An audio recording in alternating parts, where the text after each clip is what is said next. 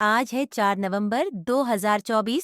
स्वागत है आपका यूपी न्यूज एक्सप्रेस चैनल पर। चलिए देखते उत्तर प्रदेश की 25 बड़ी खबरें।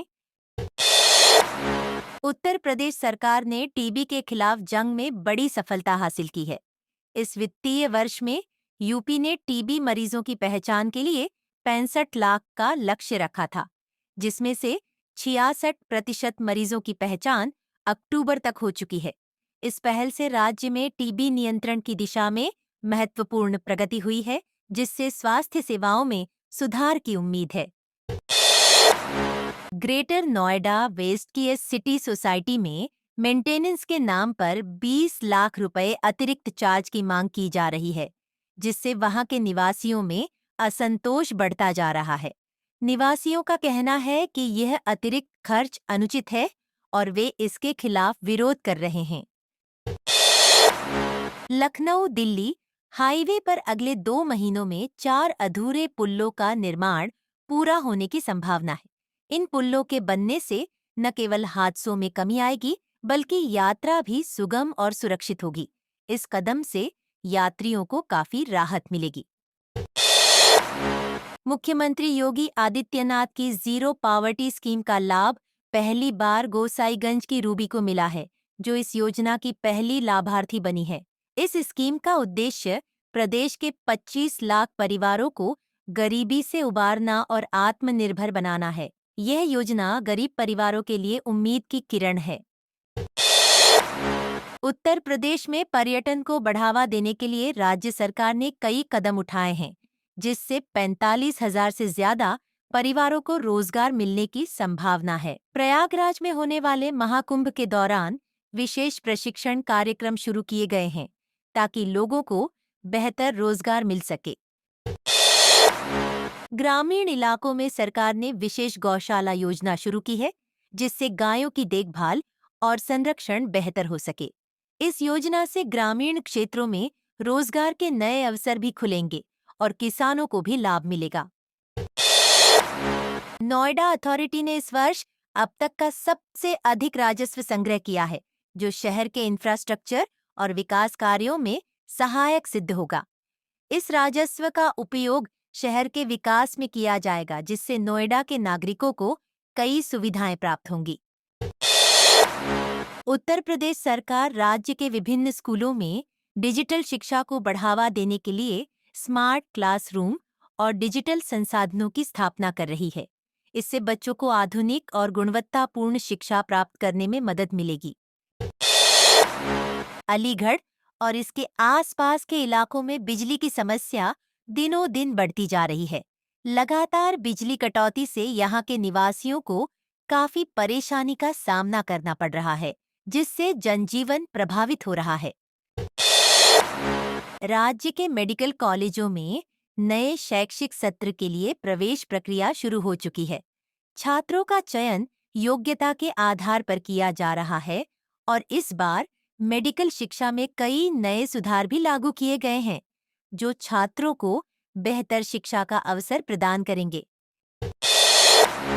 उत्तर प्रदेश में प्रधानमंत्री आवास योजना के तहत गरीब परिवारों को घर मुहैया कराने के लिए निर्माण कार्य तेजी से किया जा रहा है। इस योजना के अंतर्गत गरीब परिवारों को जल्द ही अपने घर मिलने की उम्मीद है। अयोध्या में राम मंदिर का निर्माण कार्य तेजी से प्रगति पर है। भक्तों को उम्मीद है कि 2024 तक मंदिर का मुख्य ढांचा बनकर तैयार हो जाएगा, जिससे राम जन्मभूमि की यात्रा करने वाले श्रद्धालुओं को नई सुविधा मिलेगी। सरकार ने राज्य के युवाओं को रोजगार देने के लिए कई रोजगार मेले आयोजित किए हैं, जिनमें विभिन्न क्षेत्रों में नौकरी के अवसर प्रदान किए जा रहे हैं। इससे बेरोजगारी में कमी आएगी और युवाओं को आजीविका का साधन मिलेगा। पुलिस भर्ती प्रक्रिया में नया सुधार। यूपी पुलिस में बड़े स्तर पर भर्ती प्रक्रिया शुरू की गई है। इस भर्ती प्रक्रिया का उद्देश्य पुलिस बल को और मजबूत बनाना है, जिससे राज्य की कानून व्यवस्था में सुधार हो सके। खेल सुविधाओं का विस्तार। राज्य सरकार ने खेल सुविधाओं को विस्तार देने के लिए कई योजनाएं शुरू की हैं, जिनके तहत युवाओं को खेलों में अपनी प्रतिभा को निखारने का अवसर मिलेगा। इससे खेल के क्षेत्र में नई प्रतिभाओं को प्रोत्साहन मिलेगा। आयुष्मान भारत योजना के तहत स्वास्थ्य सेवाएं। उत्तर प्रदेश में आयुष्मान भारत योजना के तहत गरीब परिवारों को मुफ्त स्वास्थ्य सेवाएं दी जा रही हैं। इस योजना से राज्य में स्वास्थ्य सेवाओं में सुधार आया है और गरीबों को बेहतर इलाज की सुविधा मिल रही है। शिक्षा क्षेत्र में सुधार के प्रयास। उत्तर प्रदेश सरकार ने शिक्षा के क्षेत्र में सुधार के लिए नए शिक्षकों की भर्ती और स्कूलों में इंफ्रास्ट्रक्चर सुधारने की योजनाएं शुरू की हैं। इससे बच्चों को गुणवत्तापूर्ण शिक्षा मिलेगी और शिक्षा व्यवस्था मजबूत होगी। कृषि सुधार योजनाओं का विस्तार।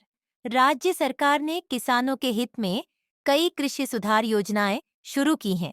इन योजनाओं के अंतर्गत उन्नत तकनीकी खेती और सब्सिडी पर उपकरण उपलब्ध कराए जा रहे हैं, जिससे किसानों की आय में वृद्धि हो सकेगी। यातायात नियंत्रण अभियान। प्रदेश के विभिन्न शहरों में यातायात नियमों का सख्ती से पालन कराने के लिए अभियान चलाया जा रहा है, ताकि सड़क दुर्घटनाओं को कम किया जा सके और यातायात व्यवस्था को सुरक्षित बनाया जा सके। बिजली आपूर्ति में सुधार। उत्तर प्रदेश सरकार ने राज्य में बिजली आपूर्ति में सुधार के लिए नई योजनाओं की शुरुआत की है, जिससे ग्रामीण और शहरी क्षेत्रों में निर्बाध बिजली आपूर्ति सुनिश्चित की जा सकेगी। प्रदेश के राजकीय स्कूलों में बच्चों को पौष्टिक भोजन देने के लिए पोषाहार योजना चलाई जा रही है। इस योजना के माध्यम से बच्चों की सेहत में सुधार लाने का प्रयास किया जा रहा है। उत्तर प्रदेश में कोरोना टीकाकरण अभियान तेजी से आगे बढ़ रहा है। अब तक अधिकांश नागरिकों को टीके की दोनों खुराक लग चुकी है, जिससे कोरोना संक्रमण पर नियंत्रण में मदद मिल रही है। राज्य सरकार ने महिलाओं के सशक्तिकरण के लिए विशेष अभियान चलाए हैं। इन अभियानों में महिलाओं को आत्मनिर्भर बनाने के लिए रोजगार के अवसर और आर्थिक सहायता दी जा रही है। गंगा नदी की स्वच्छता के लिए राज्य सरकार ने कई योजनाएं चलाई हैं, जिनमें नदी के किनारों की सफाई और कचरे को रोकने के लिए विभिन्न उपाय किए जा रहे हैं, जिससे नदी के प्रदूषण में कमी आएगी। उत्तर प्रदेश के कई शहरों में स्मार्ट सिटी परियोजना के अंतर्गत डिजिटल सुविधाओं और इंफ्रास्ट्रक्चर सुधार की योजनाएं चलाई जा रही हैं। इससे शहरों को आधुनिक और सुविधाजनक बनाया जा सकेगा और नागरिकों को बेहतर जीवन सुविधाएं प्राप्त होंगी। ये थीं आज की उत्तर प्रदेश की टॉप 25 खबरें विस्तार से। जुड़े रहिए हमारे साथ यूपी की सभी ताज़ा खबरों के लिए।